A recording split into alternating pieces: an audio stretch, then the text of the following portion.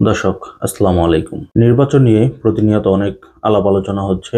কোন দল নির্বাচনে অংশগ্রহণ করতে পারবেন, কোন দল অংশগ্রহণ করতে পারবেন না, এই নিয়ে অনেক মতবিরোধ চলছে ইতিমধ্যে।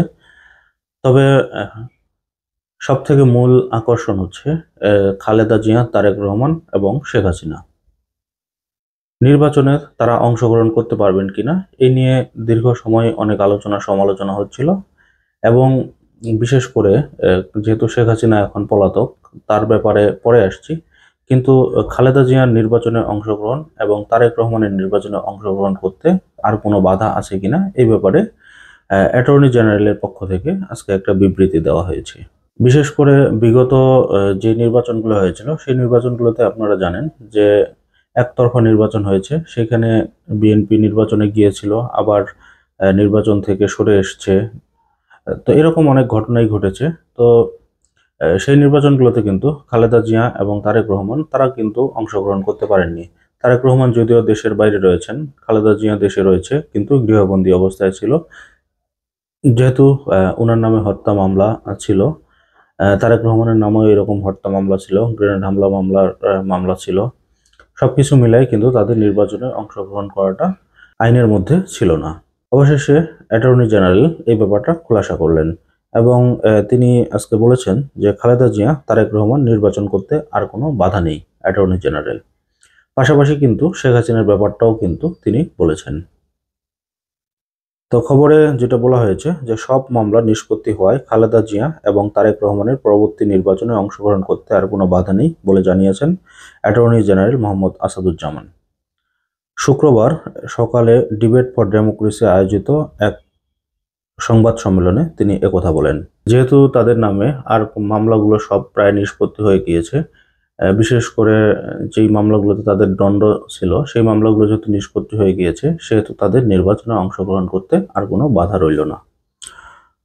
তবে তিনি আরো বলেন যে দণ্ডপ্রাপ্ত হলে শেখ হাসিনা সহ দলটির নেতারা আগামী জাতীয় নির্বাচনে অংশ নিতে পারবেন না।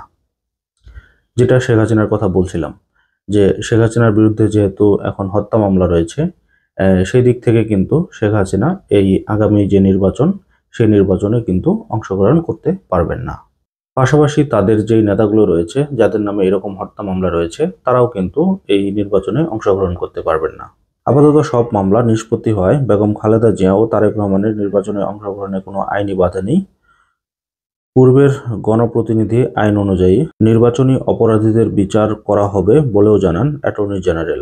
এই বিগত সরকারের সময় যারা এই নির্বাচন, ডামি নির্বাচন বা রাতের ভোটের নির্বাচন, এই নির্বাচনগুলো যারা করেছিল সেই সমস্ত কর্তৃপক্ষদেরও কিন্তু বিচার করার কথা বলছেন এই অ্যাটর্নি জেনারেল।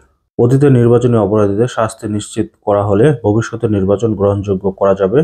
তো এই হচ্ছে অ্যাটর্নি জেনারেলের বক্তব্য। তবে শেখ হাসিনা যে নির্বাচনে অংশগ্রহণ করতে পারবেন না এটা কিন্তু মোটামুটিভাবেই স্পষ্ট।